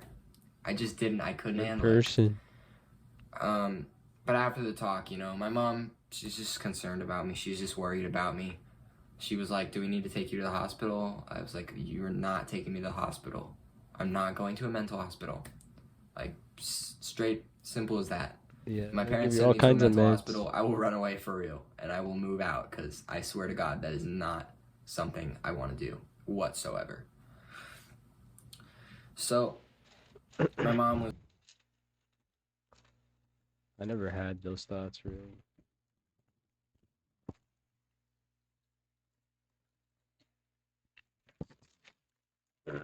Sounds like I had supportive parents. Sure, the dad would have supported.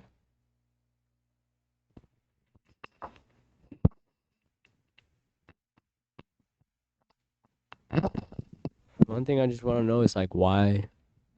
Sure, he explains it more on his page or his life and struggles. But I don't know. I don't want to really get into people's business like that. I'm chilling. That's what's up. Able to share something like that online. Spread awareness. That you could talk to people, your parents.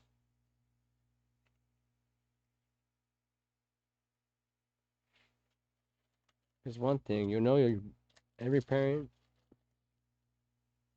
it's a good parent when they get scared that you're like their kid's gonna die or possibly die. It's always indicator to see like if your parents love you.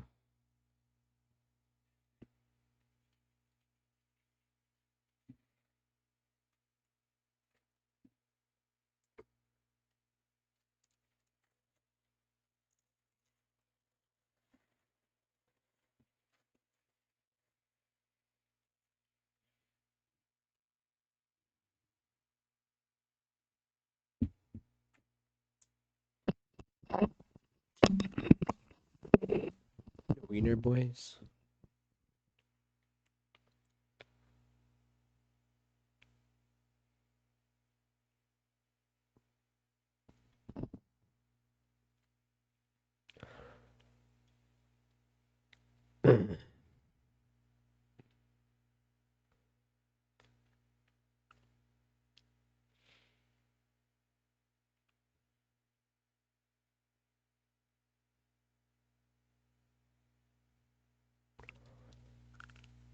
Hmm.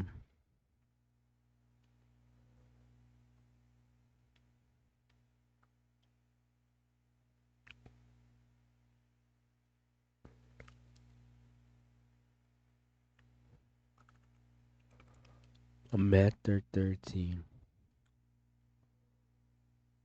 What the hell? What's your name? Ash. Okay, what's your current situation out here, Ash? I'm homeless on Okay. the streets, yeah. Okay, how old are you? 19. Okay, and how long you been homeless? Off and on for about 3 years, but the last year and a half just straight on the streets. So what caused you to be homeless? I was kicked out from my parents. What was like a home growing up as a kid? What was like a home? My parents were divorced, and my bio dad was super abusive, so going back and forth Bio dad. was really hard. My mom was never home, so when I was at my mom's, I was just by myself. My sisters didn't get along with me.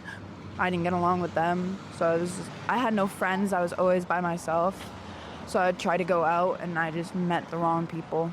Have you finished school? No. I dropped out in year 10. I had gotten suspended a few times, and one day I got suspended and I just didn't go back. I was already coming onto the streets and coming downtown a lot. So that's when I started doing drugs, and at first it was just crystal, which actually kind of made me better at school, but I was getting aggressive and angry. So I kept getting in fights, and then I got in a fight, I got suspended, and I just decided not to go back. How old were you when you first do drugs? I was 13. And it just started with smoking weed and drinking, and then it just escalated. I started doing pills, Xanax, meth, and it just kept going Where'd she get all the money if she was homeless? and going. I just You were 13 when you do meth? Yeah. What kind of drugs you on at the moment? Can you tell us? Fentanyl. Yeah, that's my biggest one. I do a little bit of crystal, but mostly fentanyl. Yeah. Yeah, Trink. Tell us something about what a chunk. I like Trink dope, actually.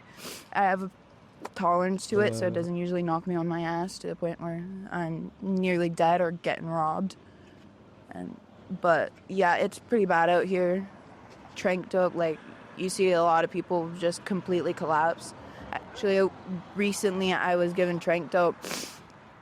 I took a toke, I was standing up and went black. I woke up to paramedics, like, waking me up on the ground. I had to go to the hospital and everything because my vitals were so low. They didn't want me to OD. What make that chunk? What make it? I'm not sure what makes it. I just know people put it in the dope because it can be very addictive. If you get steady on trank dope, like, it's very hard for regular dope to get you unsick. So you would have to keep going back to the same person with that trank dope. Okay. Because you build a tolerance to it. What's the difference between the chunk and the meth and the fat? What's the difference between the three? Tell us something about that. Meth is just crystal. It's upper. It gets you, like, I guess, excited, happy, energy, like, kind of, like, you move faster. But fentanyl, that's a downer. A tranquilizer, puts you on the nod. But, like, the fentanyl around here isn't very pure. It's always cut with shit, sugar and shit. And trank, though, it, like, puts you on the ground, like, one toke and everything goes black unless you build a tolerance to it. Are you in the safer supply program? Tranquilizer, Basically, it's a safe place where people could go and consume drugs. Oh, yeah. Shoot me up, yeah. What's it called? Around the streets, we call it shoot me up. Okay, you can go there and you can shoot. Somebody watches you. Can you tell us a bit more about that place? Crazy. It's a place where they offer free supplies anonymously. Like, you go in there and they don't ask you questions. You just tell them what you need. They give it to you. And if you are a shooter or somebody who does fentanyl, you can go in on a one-to-one with somebody and a paramedic, and they will watch you shoot yourself. No way. They will watch after you. Wait, so these are professional, like, medical teams? This is where all the money for the homelessness is going?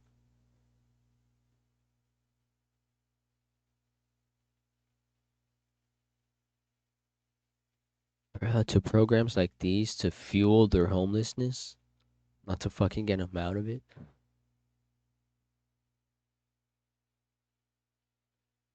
Where is this from? South Carolina, Ontario, Canada? This is in Canada. What the fuck? They got shit like this in Cali where they just hand out supplies. They don't fucking just... They don't fully on have, like, full teams watching over medical teams. Hell no. While you, like, if you nod off or... That's crazy. Whatever. If you OD, there's a paramedic there. They take you... Yo, if you're a junkie, go to Canada. They got shit like that? What the fuck? Shit's wild. The hospital. It just makes it safe so you're not on the streets getting robbed or freezing to death, because if you fall asleep on the side of the road in the freezing cold, you could die. Have you ever seen anyone overdose in there? A bunch of times, yeah. I've Narcaned many people. I've done CPR. Have you done Narcan? Oh my God. Other people yourself? Yeah. I've Narcaned a bunch of people. I've done CPR on a bunch of people. I've She's seen a called bunch of people ambulances die, for a bunch then. of people. For sure. The worst one was last winter. It was freezing. Like, I mean, unnormal temperatures. We had, like, a warning, like, being outside warning, like, when it's too cold and you're risking your life. And a buddy of mine, he came up. He was super dope sick. And somebody was walking by and saw him, gave him a bubble and said, just be careful. He was smoking it for a while straight and nobody noticed anything. We were all sitting down and, like, huddled up in a corner with blankets all over us and stuff. And somebody, like, hit his shoulder and was like, yo, you good? And trying to wake him up, and he just rolled over, like, fell off his chair, rolled over in the fetal position. Oh my God, sorry to hear that. We instantly noticed, like, he was blue, and it was not from the cold. He was not breathing. We had to, like, take his jacket and stuff, like, unzip it quickly. I had to cut his shirt off. We started doing CPR while somebody found Narcan. We Narcaned him twice. And then none of us had a phone. Somebody had to run down the street and find somebody with a phone to call 911. I did CPR on him until the ambulance got there. It was bad. The paramedics came, cops came, it turned into a crime scene. We weren't allowed to take any of our belongings. And I waited a bit for a phone call. Once he went to the hospital, he told us that he died. Fentanyl is a downer. The high puts your body, it like puts all your muscles to sleep and basically puts you to sleep. So people start to nod because they can't stay conscious enough to keep their body up because of the fentanyl. Like, it basically shuts down your body. You can get an injury if you're standing. Like I said, I was standing up, I fell to the ground, I hit my head on the wall. People get injuries all the time. Sorry to say that. Walking into the road and you start nodding in the middle of the road, and, you know, you can get hit by a car. There's stories, I've heard people falling off balconies from it. Like, they do a toke and they think they're fine, and then they're just toppling over. It happens a lot. So what's the worst thing happened to you? Have you ever just been so fucked homeless? up. One of the worst is when I OD'd. I was just thinking, I was having fun. And I was about to cry right now because that shit was sad. Me and the homies found a dead body. I'm pretty sure it was an overdose because the way she explained her homie being blue, purple blue. The body I found was purple. It was like the night. It had to be from the night. And we were like, this was like around 5, the evening. Pretty much the evening, afternoon, evening. And we were going down to the local spot to fish, the creek. And there's just one little, there's these 3 palm trees. And a bunch of the palms created like a little hut. And it's a good chill spot. And then, so we went down to go fish there. We passed by it. We walked by that spot. But then we see a body. But at first we thought it was just some homeless man, like, passed out or something. But he was crisscross applesauce. And his whole side was turned this way. And bent over. And his hands were behind him, like, just completely behind him, slumped over, like Sid from Toy Story, like when he's sleeping. It's like the best visual I can give you. But he was like crisscross applesauce, and it was just his upper torso. I'm talking about his hands and shit, right? Where just behind him. And he had like a jacket on. I think he had the same kind of jacket I had, which tripped me out. Not gonna lie, that shit tripped me out. I was like, yo, what the fuck?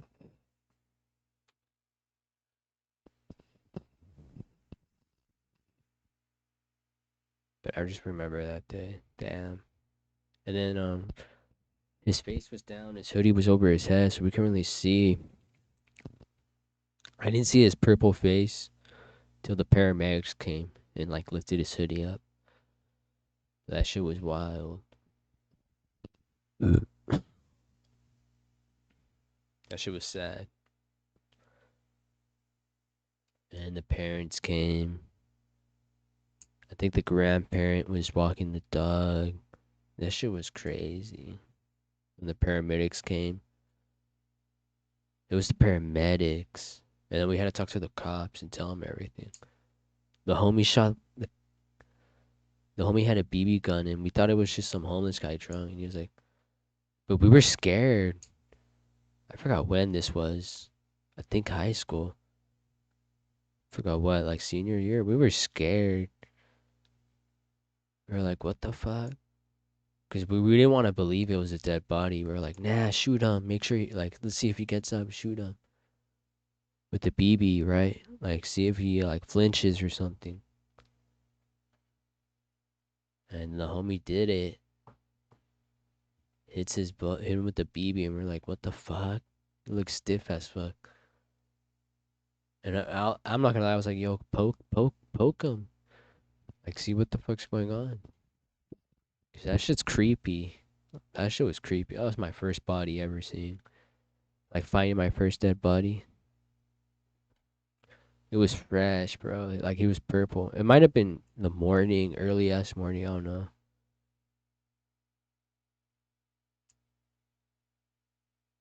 Nah,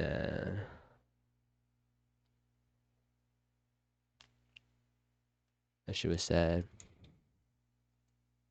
For the first time, I was down for like 10 minutes. They did CPR and Narcan me, but like when the Damn. ambulance came, I had to be refibrillated. I nearly died. What caused it? The drugs was too strong, or what caused that? Tell us a bit more. I didn't have a tolerance for it.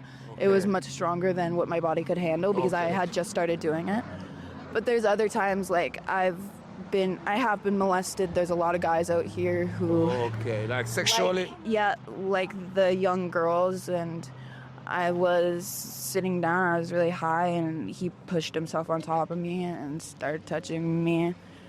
Somebody saw and like ran over and pulled him off of me. You know, on the street, they've been saying girl getting missing and guy pull girl off the street. Have you know if any girl who get pulled off the street because, you know what I mean, because they're homeless? Yeah, had a couple of friends of mine go missing. Still haven't heard anything. Tell us Still a bit don't more know. about that. Well, it happens shit's all the fucking time. crazy. Usually people just don't really care. Guys, She either OD'd somewhere or just died and was never found, or said that, or who knows. can't usually walk the street by myself because people just pull up on cars and start yelling at you. Sometimes they get out of their cars and they try to grab you. It's bad. It's really bad, actually. So it's good. Hell no. Fentanyl? Is this real?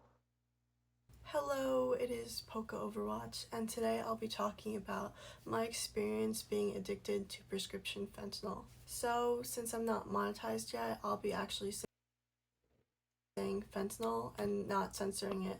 I hope that by not censoring this medication, I'll be emphasizing the impact it has on my life. Because by True. censoring It is like a medication, like medical use. So the fact you gotta censor it is wild to think about.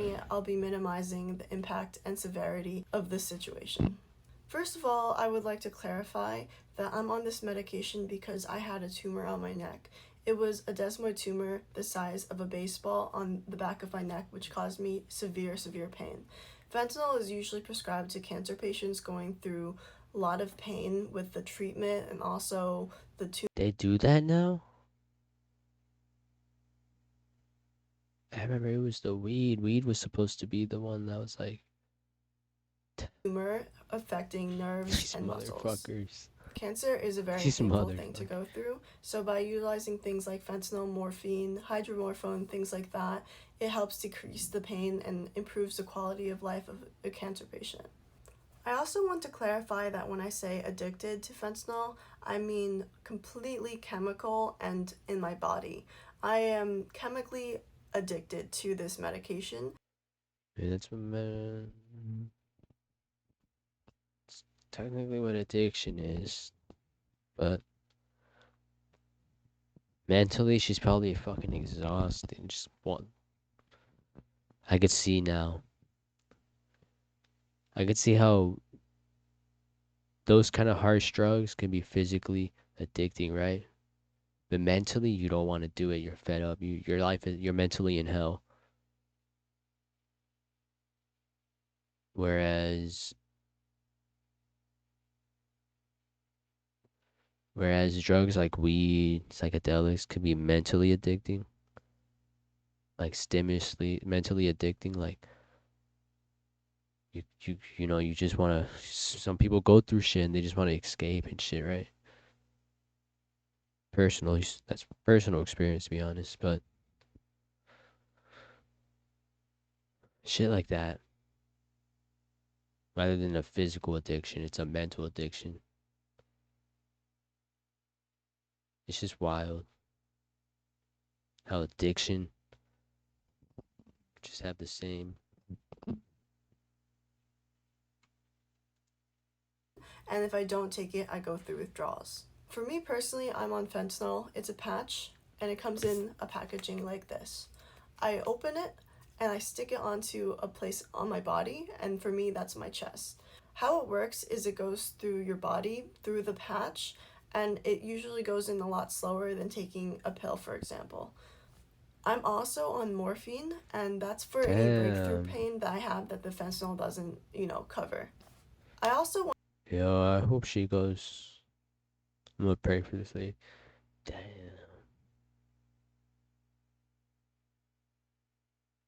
Nah, that's fucked up. That she has to be in this situation. That's fucked up. And morphine? Who the fuck is prescribing her this? From the pain of like withdrawals from the fentanyl? to note that using What? fentanyl prescribed for pain, severe pain, or something of that sort is completely different than fentanyl addiction that's on the streets. It's a lot different, but it is the same medication. There's Sure, on the streets, you can be heavily dosed. Unpredictable. going to be multiple parts in this video. The first part is the context, the second part is how it affects me. Third part is going to be about my thoughts and also how long I might be on this prescription. So this is the first part, why I'm on fentanyl. In 2023, I was diagnosed with a desmoid tumor. Online, I usually say I had cancer. It is so similar to cancer because it acts exactly the same, but is neither benign nor malignant. It basically grows super fast, so it can't be benign, and it's not cancerous, so it can't be malignant. The reason why I said I had cancer is because of the survival rate of the tumor I had. Because it was on my neck, it could have easily stopped airflow to my body, and I could have died. And Not just that, removal surgery. It's like any surgery is risky. Anything could happen. Anesthesia too. I don't even want to get into that. That shit's scary as fuck. But trying to remove something from her neck, the arteries and shit. Fuck no. it was very, very large. So when I say that I Fuck had that. cancer is so more so That's that what's up. people She's a can warrior, quickly bro. understand what I went Went through through all that. because my experience is typical to a cancer patient because I was on chemotherapy and also I had a very Makes sense. Kill the tumors. Shrink the tumor without removing it. Right? That's some futuristic shit. But it's so unhealthy to the body. It's not that futuristic yet. high chance I would not survive. So that's the Sure, remind me of Resident Evil right now. In Resident Evil 4, where you and Ashley finally get the parasite, and you take the parasite out of Ashley's body. And the machine's just like a laser that shoots into the body with the scanner. And you're able to see the parasite just shrink away and fucking disintegrate inside her. main reason why I say that I had cancer, and just to clear that up basically. But in videos like this where it's more long form and I'm explaining more of my experience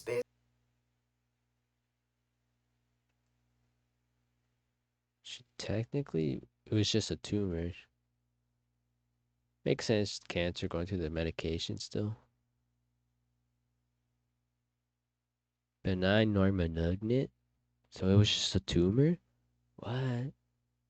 That's so trippy. basically, I want to be more transparent, honest about my medical stuff, despite this being a public place. I choose to share this information with you guys so that it might help or bring some awareness to the subject. So, because of my tumor, it was on a lot of nerves and muscles. No wonder they didn't want to cut it in first, and they wanted to medicate it with chemo. Fuck no. That was giving me extreme amount of pain. I've been on oxycodone, morphine, hydromorphone, fentanyl, and probably a lot more.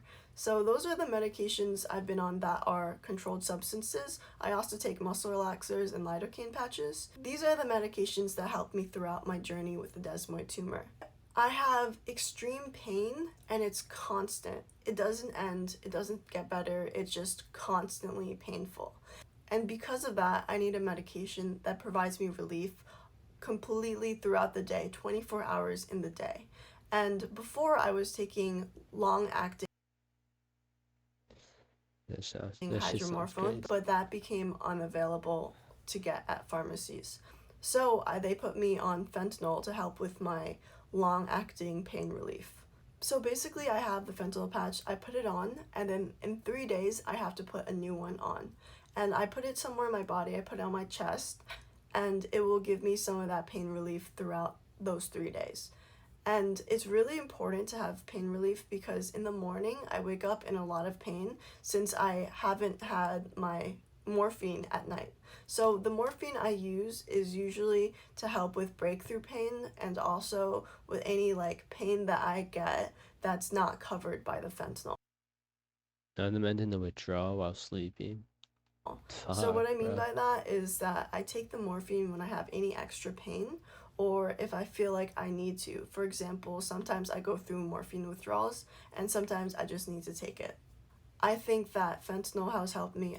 That's crazy. Not only is she taking it for the pain that she naturally has with her condition, but she even just said it right now with the fucking withdrawals. So it's just a cycle.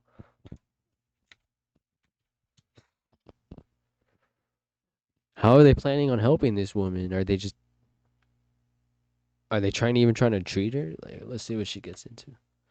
This is fucking Out crazy. immensely with my pain, and I will always be thankful for fentanyl because of that reason.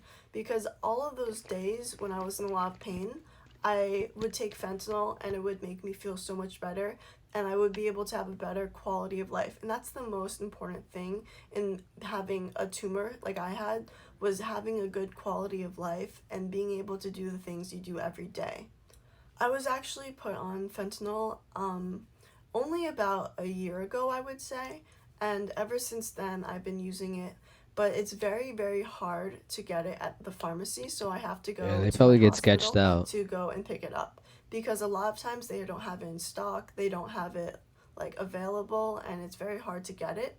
So I usually go, I have to travel from where I live to my hospital, which is about an hour and a half away, and I have I feel like that's bullshit. I feel like they just get sketched out a lot of times. They to do do that that with a once a lot of month, things. which is a little bit annoying, but like I think it's worth it because I really need this medication. I'm not saying that fentanyl was a bad part of my journey. I'm not saying it didn't help me. It completely helped me, and I really, really am grateful for that. I do want to talk about some negative parts about being on fentanyl that I feel like some people would value having the awareness of. And I think it's really important to be transparent about this medication. I'm not going to say it's completely amazing, it's great. I'm not going to say that. I'm This is the sorry, but second I part gotta of the say that shit is video, crazy, dude. how it affects my daily. It is different a little. I never understood that. I remember asking one time because I get checkups. I get what's that shit called? Um, colonoscopies and shit. And fuck, they sedate you with fentanyl. I have it in my charts and shit. I can look it up.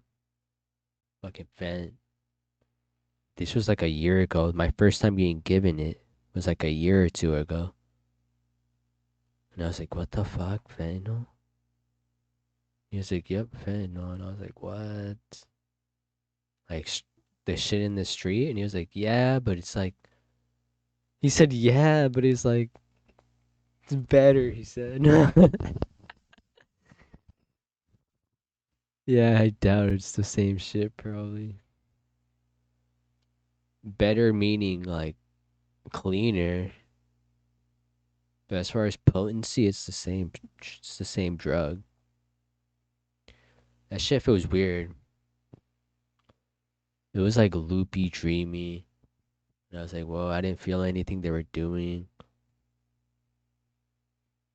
Like a little bit, but I was like, what the fuck is going on? I was looking at the TV screen. And just seeing the video of my fucking body, bro. My internals. And I was like, what the fuck? That shit reminded me of SpongeBob. The bully worm. The bullworm. Texas bullworm. Where they're walking inside its mouth. in the cave looked all weird. That's what it looked like. I was like, what the fuck? That shit was crazy. Life. So if you're coming from my video on TikTok, this is kind of the long form version of what I posted. Being on fentanyl and being addicted to it chemically means I go through withdrawals. And that's really, really important to show how it affects me. Because if I miss even just a day or two of being on this medication, then I go through serious withdrawals that affect my quality of life completely. It almost feels like I'm a fish out of water, but I don't understand that I need water. So it's very painful. Like, it feels like I'm drowning, but it also feels like I'm missing something that I need so desperately. I can't, like, wrap my head. Yo. This is my little experience. I just remembered. When was this? Oh, this was last summer. Last summer, I had my wisdom teeth removed. They gave me oxy codone or some shit. One of those, the pills, right? For the pain. And I took them for the days, you know, for like the days, for like the 5 days I needed to take them for. And after they were done, like I got withdrawals. Like I've noticed even in between the pills, like when I would wait till I really needed them, I'd be like, wait, hold up. Why is my stomach hurting? And like I felt constipated. My stomach would hurt and like growl. I felt like I was super duper hungry. That shit scared me because it felt like my ulcerative colitis. I was like, no way, what the fuck is this? I thought it was my something acting up, and I realized what it was, and I was like, yo, is it the fucking medication they gave me? The oxy? And I was like, no way. And I was like, I would never want to be addicted to something like this. I only took it for the pain because it did help with that to go to sleep. But fuck, that stomach pain, I already know what it's like. I don't. I already been through a disease that made me feel like that. Fuck no. Feel like rocks in your stomach. And just that feeling again. Hell no. Around what I need in that moment, because I know it's chemical. I need my prescription. So it's not even like being hungry. It's not even like thinking of the act of putting on my medication. It's literally just wanting something that I don't have, and it's painful. A craving. You're literally hungry. That's what it felt like too. I felt like super hungry, craving. Craving that I shit. end up staying in my chair. I sometimes can't even get out of bed, but I stay in my chair at my PC and I think I was oxy though. I don't know about fentanyl. I didn't really get withdrawals for my procedures. They give you like just the right amount for the procedure. And then you snap out of it for like after like 20 minutes after the procedure, so. to myself, I can't Did I? Maybe I did because I felt off a few days. Like the next day you would feel off. move. I can't do anything. It feels almost like my body has so much weight to it, and it feels like I can't even move a muscle. I end up staring at my phone, just doing whatever I feel like I have the energy to do, and I can't even post a video. I can't even edit a video. I can't even answer phone calls, answer emails. Oh, to end it I'm here. literally stuck in this state Gotta where work I in the can't morning. think, where I feel no energy, and I feel just defeated. So I end up just sitting in my chair the whole day, looking on social media, just doom scrolling, just that anything that I have the energy to do at that time. And it's hard for me to make food for myself. It's hard for me to even go to the bathroom, for example. And it's just like so tiring and painful. I sit there for hours. I can't even understand the concept of time. It's terrible. And even if I wanted to play video games with my friend, I don't have the mental or energy to go through that. And on top of that, I'm experiencing pain because fentanyl is to help with my pain that I get from my tumor. So when I'm off of it, I get extreme amounts of pain. So I sit there, just immense amount of pain that's constant, never ending, and being in withdrawals, I can't move, I can't do anything, is so horrible. I don't wish that on my worst enemy. And the worst part is that I can't even explain this to people. I can't even explain, oh yeah, I'm on fentanyl and I was withdrawing, so I couldn't do anything that day. If someone asks, oh, why didn't you pick up the phone? I don't want to say I was in immense suffering. Like, that's... Damn. Medical conditions suck. They're no joke. Like, you for real would not want your worst enemy to go through a medical condition you have.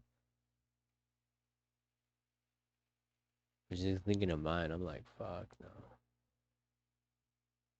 It's like torture. Fuck.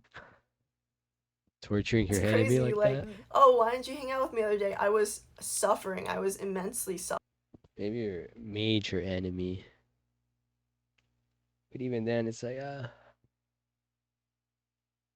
suffering. Like, that's not something you would really tell someone or explain to someone. And it's very isolating going through this alone. Like, I have to just fight this battle by myself because most people won't. she can go to. This is addiction, though. She can attend AA. Because at this point, it is addiction she's dealing with, as well as her other medical problems. But this is the addiction she's dealing with as well. The withdrawals and everything. She can go to AA meetings. I'm sure she's qualified to sit there and learn from it. Understand ever this feeling that I get being in these withdrawals. It is the most painful thing. Because I'm sure there's plenty of people in her situation that were given these medications and became addicted and dependent. Ever, because I feel so alone and isolated. Because she's doing multiple ones too. That's wild. I hope she gets the help she needs. And I just wish for someone to understand what I'm going through. And this is like partly the reason why I'm making this video, is because I want people to understand this is the reality of being on a medication like this. And I don't want to be suffering through this alone anymore.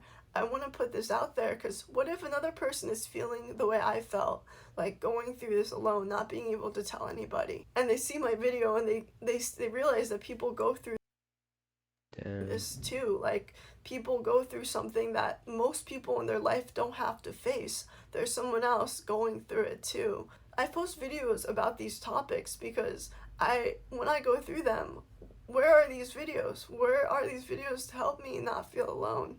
I decided to be the change that I need. And I think that's why I started making videos like this, because I want to help people. But my quality of life when I go through these withdrawals are terrible.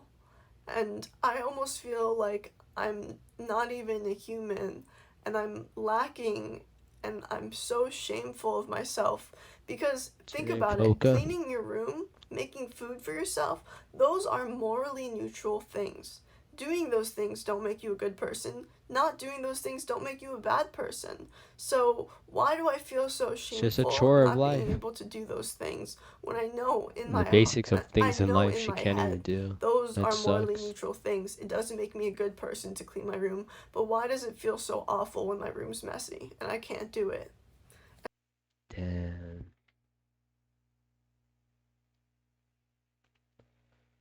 Hope she gets the help. I gotta go. It's pretty good, interesting videos.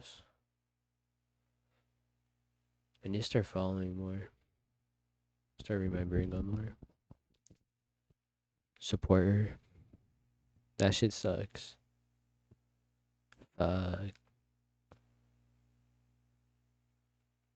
Support her, guys. Go like, follow her videos. Laters.